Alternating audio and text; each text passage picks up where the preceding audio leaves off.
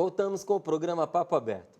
E vamos conhecer um pouco da trajetória e conversão de um grande apóstolo de Cristo, Paulo. O escritor Beto Iesus está lançando o livro O Incansável Paulo de Tarso, um líder vitorioso. Então seja bem-vindo para a gente conversar sobre essa figura muito interessante das sagradas Escrituras e da humanidade, né? Porque é um homem que realmente marcou a história. Bem-vindo, Beto. Boa noite, Márcio. Obrigado pela oportunidade. Boa noite, o pessoal que está assistindo aí. Vamos lá falar desse grande apóstolo, desse homem que é um exemplo de seguir a Cristo. É difícil a gente não admirar Paulo. Basta conhecer um pouquinho da vida dele, já revelada pelas Sagradas Escrituras, para você se tornar um admirador, né? Mas eu queria saber quando que essa admiração brotou em você, Beto, e por quê?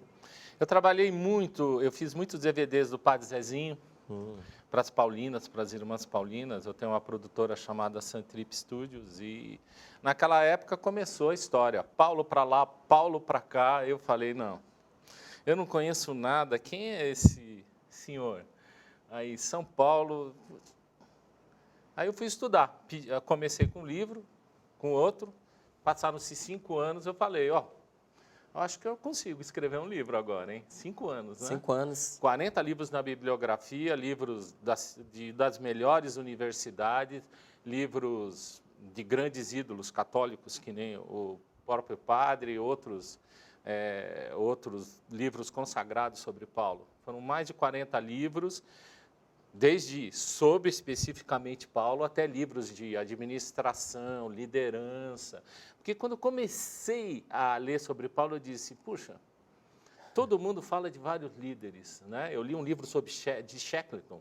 Shackleton é um grande líder que conquistou o Polo Norte e na língua inglesa, nos países, na Inglaterra, nos Estados Unidos, ele é louvado como um grande líder. Quando eu acabei de ler o livro, eu falei, vige, esse cara não fez 1/10 do que Paulo fez, não fez 1/100. Eu falei, não, vou escrever um livro sobre a liderança de Paulo de Tarso. Foi assim.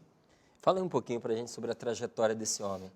Olha, Paulo, a gente tem coisas maravilhosas sobre Paulo. Ele nasceu judeu, né? Ele nasceu judeu, foi um judeu zeloso, quer dizer, ele estudou, rumou a Jerusalém para estudar aos pés do grande Gamaliel, né? E durante essa trajetória, ele se tornou perseguidor de cristãos. Por quê? Porque ele era vil, porque ele era mau? Não, porque ele sempre foi o cara que seguia as coisas com fervor. Ele era um judeu zeloso. E para o judeu, combater os cristãos era algo desejável. Era combater um desvio da doutrina. Da doutrina deles, nós temos que entender isso. Né? Do ponto de vista do judaísmo, Cristo foi uma inovação tão grande que eles não entenderam. Né? E um cara zeloso que nem Paulo tinha por obrigação combater. Nisso ele exagerou até um pouquinho, né? Porque dizem alguns que chegou a matar cristãos, né? Mas naquela luta, aquele conflito, o apedrejamento de Estevão, chegar e punir, porque ele ia com ordens do Sinédrio, que autorizavam ele a disciplinar os judeus. Às vezes o pessoal fala, não, mas Paulo tinha exército. Nunca, Roma não deixaria. Roma, se você falasse soldado, você teria que morrer. Ou você era aliado, ou você não era inimigo para Roma. Né? Mas Roma tolerava que o Sinédrio disciplinasse os judeus que estivessem em desacordo com a doutrina judaica para que aquilo se pacificasse. Aquilo foi criando um conflito, porque, na verdade, Paulo começou a atacar pessoas do bem e ele, na estrada de Damasco, foi visto né, e viu o ressuscitado, que de dentro dele tirou as trevas. A partir daí, ele foi o grande cristocentrista, né? Paulo é um espetáculo. Ele seguiu até a decapitação em Roma, uma vida de aventura, vamos assim dizer, uma aventura de fé, e seguiu peremptoriamente. Ele foi lá e não vacilou um momento. Tanto que no julgamento dele em Roma, já lhe falo, não apareceu um.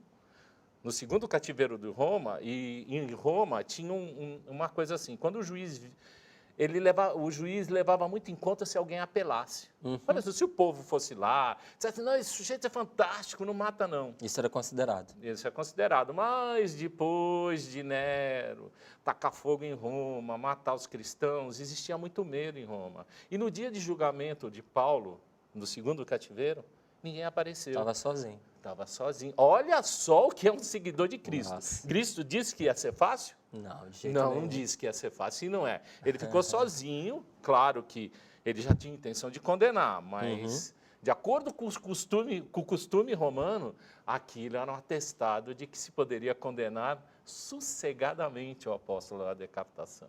Nossa. E ele ali firme. Ele ali firme, porque ele tinha opção. Na verdade, quando ele voltou para Roma, ele estava liberto. Ele teve o primeiro cativeiro, foi preso, foi solto, deu aquela volta pela Espanha, etc., e voltou a Roma para se solidarizar com os cristãos. Chegando a Roma, os cristãos estavam apavorados, os gentios cristãos e os judeus cristãos. E receberam muito mal Paulo. E Paulo ficou no que seria a periferia de Roma, pregando para soldados, operários, quem fosse. Porque Paulo é assim, o Paulo nunca pregou num templo, ele pregava para os despossuídos, ele criou as primeiras pastorais em Corinto, que atendia bêbados, prostitutas. Sobrou para ele o que ninguém queria, né? O que ninguém queria. Ele soltou o trabalho com os despossuídos mesmo, né? Verdade. Então, Paulo ficou ali avisado de que Roma o estava observando, porque a partir de Nero, o cristianismo, os judeus tradicionalistas, etc., convenceram o Estado romano de que Cristo fora realmente um inimigo da religião oficial romana. Então, a partir daí, a encrenca de Paulo foi com o imperador, né?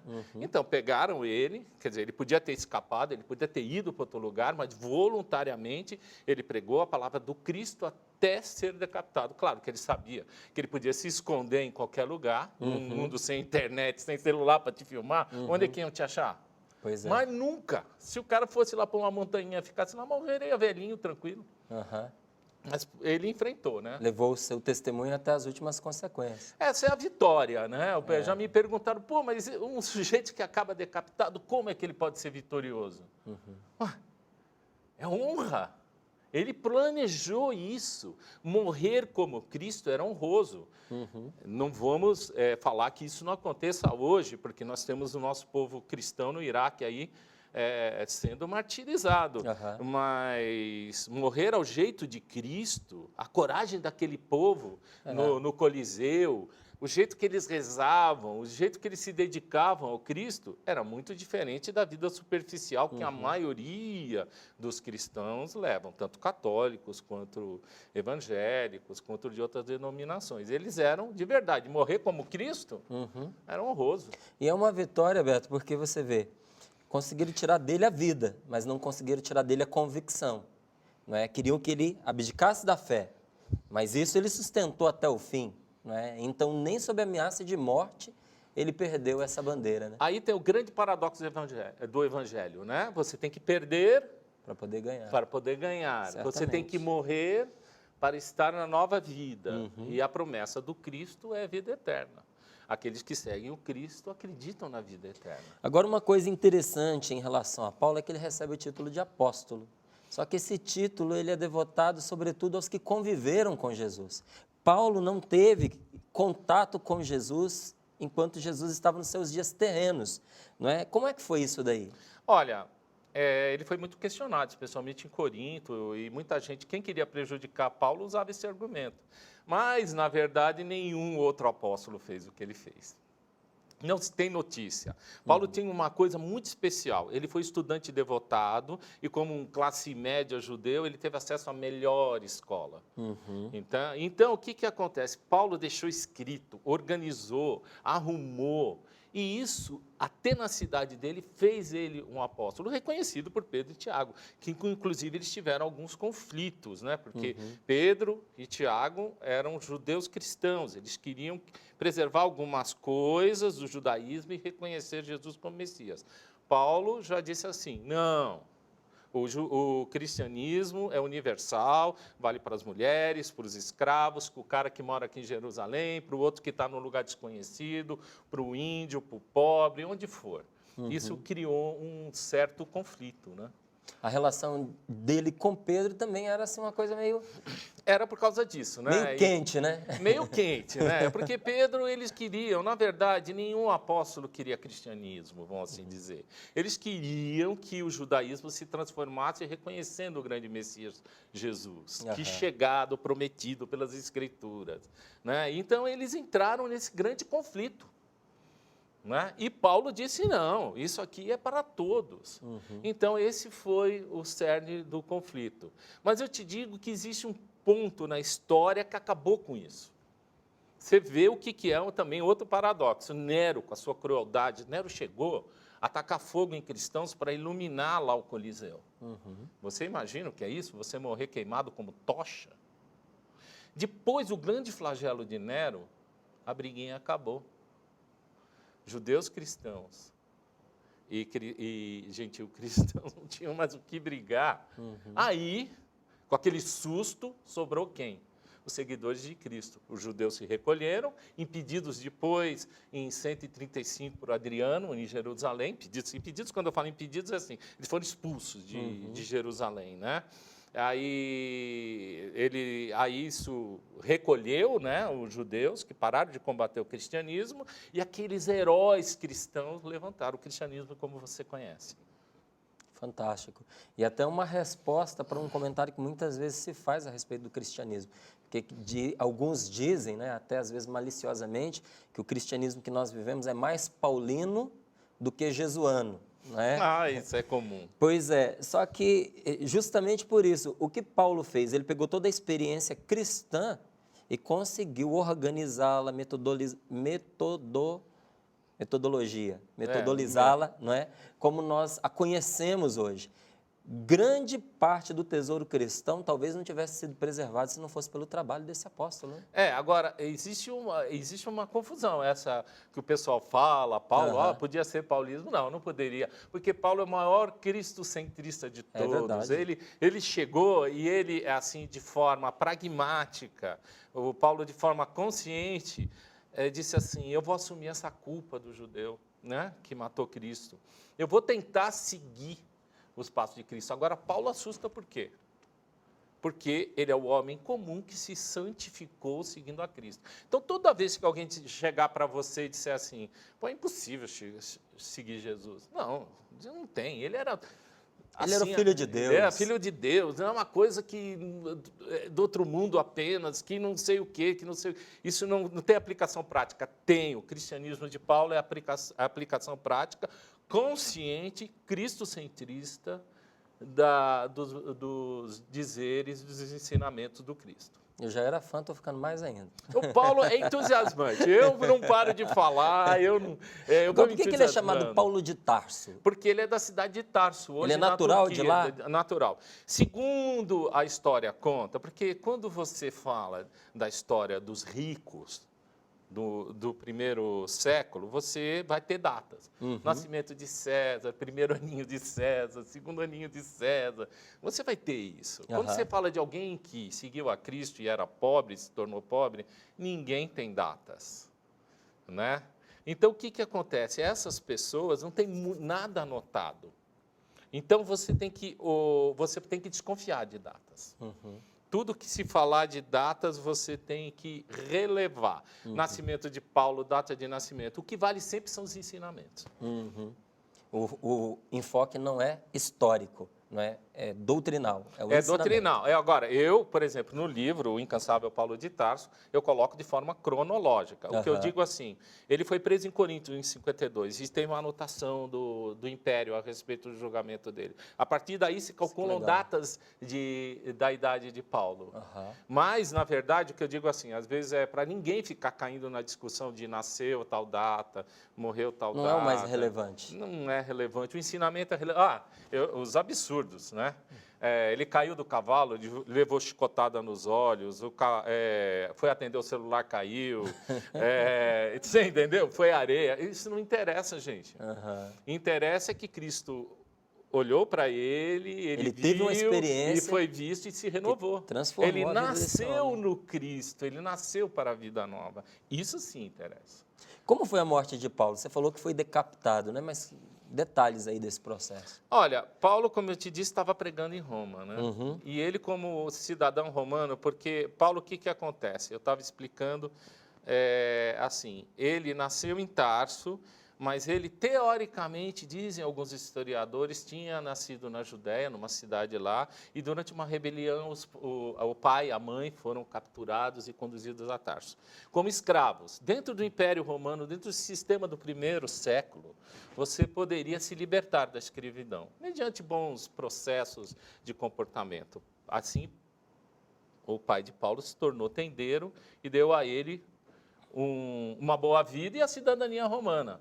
O cidadão romano tem o direito de morrer decapitado, porque isso era honroso. No Império Romano do primeiro século, na cultura romana, greco-romana, era honroso se suicidar, mediante alguma vergonha, ou morrer decapitado. Então, não existe vergonha em morrer decapitado. Ele morreu como romano. Um romano criminoso, porque ele afrontou a religião do Estado, que dizia que o imperador era o Deus, era tudo, era Júpiter. Né? Então, é isso assim, ele morreu honroso. Eu visitei o local onde ele morreu, existe uma torrinha lá de mármore, ele botava a cabeça do cara, pegava um machadinho, que guilhotina é só na Revolução Francesa, hein? Não mais pensa tarde, que tem aperfeiçoado. guilhotina. É um machadinho. Era no machado. Machado tosco, e se acertasse, né, velho? Porque se não acertar, você imagina a morte que você tinha. Nossa. Então o cara pegava, punha a cabeça do cara e ó, pau! Aí, eu já vou até derivar, aí a tradição popular, gente, a tradição popular, diz que a cabeça bateu em 3 lugares, quando rolou, porque era um morrinho. Certo. E cada um desses lugares que a cabeça bateu, nasceu uma fonte.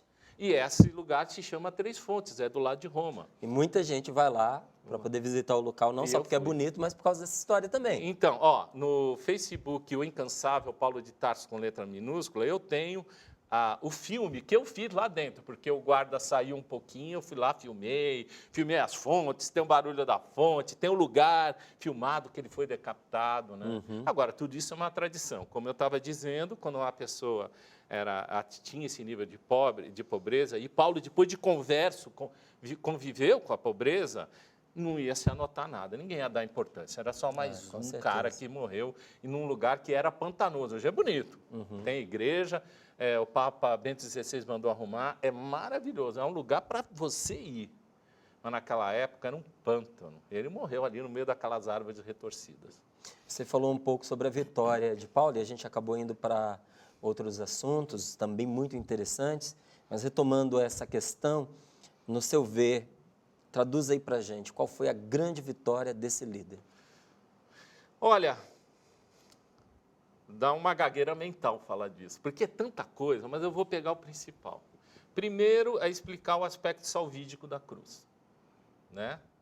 Ficou mais claro esse que é o nosso primeiro teólogo.